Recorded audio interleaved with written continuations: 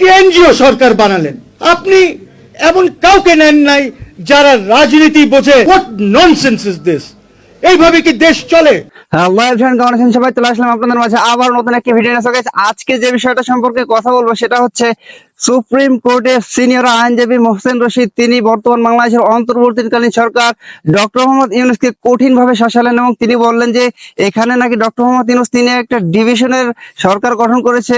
তিনি বলছেন যে বাংলাদেশের যতগুলো রাজনৈতিক দল আছে সেখান থেকে প্রত্যেকটা দলের থেকে দুই একজন করে নিয়ে যদি সরকারটা গঠন করা হতো তাহলে দেশটা আরো ভালোভাবে চলতো। তারা সবাই মিলে সম্মিলিতভাবে দেশটাকে আরো সুন্দরভাবে চালাতে পারতো। কিন্তু এখানে তিনি কিনা চট্টগ্রামের ডিভিশন সরকার খুলে বসেছেন, তিনি এমনটাই মন্তব্য করেছেন। তিনি এ ধরনের ইত্যাদি ইত্যাদি অনেক বেশি কথা বলেছেন তাকে। সো গাইস, কথা না বাড়িয়ে চলে যাবো আমরা সরাসরি স্ক্রিনে এবং বিস্তারিত থাকছে সম্পূর্ণ ভিডিও জুড়ে। একটি এনজিও সরকার বানালেন। আপনি এমন কাউকে নেন নাই যারা রাজনীতি বোঝে বা যাদের কিছু ভিশন আছে। কিসের এনজিও সরকার আপনাকে কে বলেছিল বানাতে? অনেক রাজনীতিবিদ আছে, আপনি ওদেরকে নিয়ে বানাতে পারতেন। আপনি পার্টিস থেকে কথা বলতে পারতেন যে বিএনপি তুমি দুইজন দাও, নুরুল হক নূর তুমি দুইজন দাও, অমুক তুমি দুইজন দাও। আপনি একটা এনজিও সরকার চিটাগং ডিভিশনের সরকার বানায় বসলেন।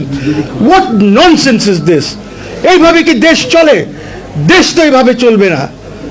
আপনাকে দেশ চালাতে হলে আপনাকে বুঝে শুনে চালাতে হবে। কেয়ারটেকার, ইন্টারিম কোনো কিছু সংবিধানেই নাই। আপনি আকাশ থেকে এনে আজকে কালকে একটা রেফারেন্স পাঠিয়ে বলে দেবেন যত পুরুষ আছে এদেরকে সব নারী গণ্য করতে হবে, আর অ্যাপিলেট ডিভিশন বলে দিল হয় এরা সব নারী হয়ে যাবে। 2 লাইনের একটা রেফারেন্সের উত্তর আপনি দিয়ে দিলেন যে হ্যাঁ এটা হবে। মানে একটা তামাশা চলছে দেশে। সরকার তারা শপথ নিয়েছে এই সংবিধানের উপরে। আপনি একটু দেখেন, ইভেন্টসগুলি দেখেন। 5 তারিখ 6 তারিখে আপনি ডিসলভ করে দিলেন পার্লামেন্ট, আর্টিকেল 72 সম্ভবত। কিভাবে ডিসলভ করলেন? ওইটার প্রভাইজোতে লেখা আছে যে প্রাইম মিনিস্টার বললে তারপরে ডিসলভ হবে। প্রেসিডেন্ট কিভাবে ডিসলভ করলো? একটু ওয়েট করলে হতো। 7-8 তারিখে যখন এই সরকার ক্ষমতা নিত তখন চিফ অ্যাডভাইজার একটি প্রতিবেদন পাঠাতেন ডিসলভ করার জন্য। কে ছিল? কারা করলো এটা? তখন তো উনি দেশেও নাই, প্রধান উপদেষ্টা। 7 তারিখে আপনি শপথ নেবেন, অ্যানাউন্স করলেন 7টার সময় শপথ নেবেন। কারোর মাথায় আসলো যে কিভাবে শপথ নেব? একটা রেফারেন্স দেই, 106 রেফারেন্স দিলেন, রেফারেন্স পাঠালেন। কাকে পাঠালেন রেফারেন্স? ওই যে অ্যাপিলেট ডিভিশনের সুপ্রিম কোর্ট অফ আওয়ামী লীগের যে 7 জন জজ ছিল ওদের কাছে রেফারেন্স পাঠালেন।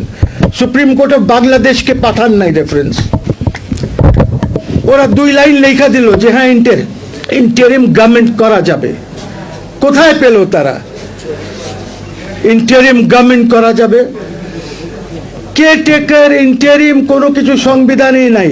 আপনি আকাশ থেকে এনে আজকে কালকে একটা রেফারেন্স পাঠিয়ে বলে দেবেন যত পুরুষ আছে এদেরকে সব নারী গণ্য করতে হবে, আর অ্যাপিলেট ডিভিশন বলে দিল হয় এরা সব নারী হয়ে যাবে।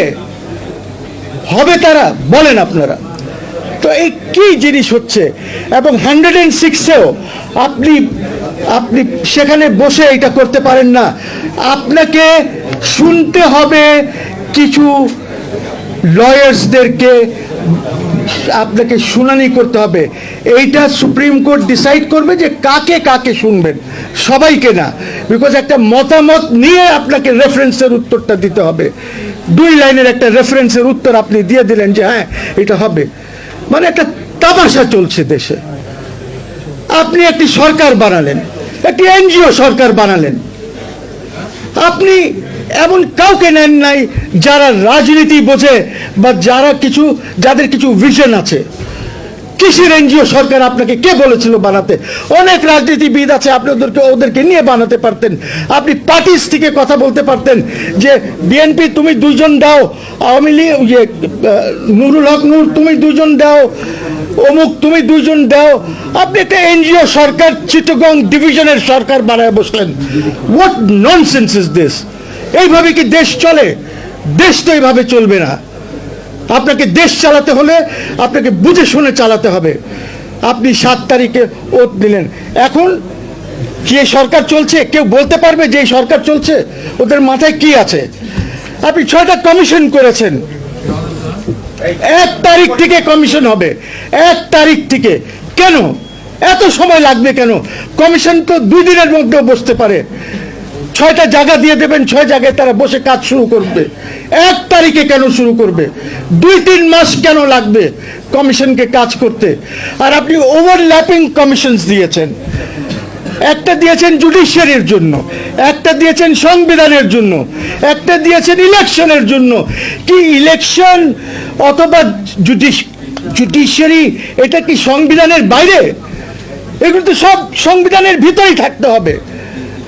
আপনি ওদেরকে মেম্বার করে দিতেন, ওদেরকে নিয়ে আপনি কাদেরকে? তো আপনি যে কমিশনগুলি বানাচ্ছেন কিভাবে বানাচ্ছেন? তো গাইজ, আপনারা সম্পূর্ণ ভিডিওটি দেখলেন এবং এই ভিডিও সম্পর্কে আপনাদের মূল্যবান মতামত অবশ্যই কমেন্ট বক্সে জানিয়ে যাবেন। দেখা হবে আপনাদের সাথে অন্য কোনো ভিডিওতে। ভালো থাকবেন, সুস্থ থাকবেন। আল্লাহ হাফেজ।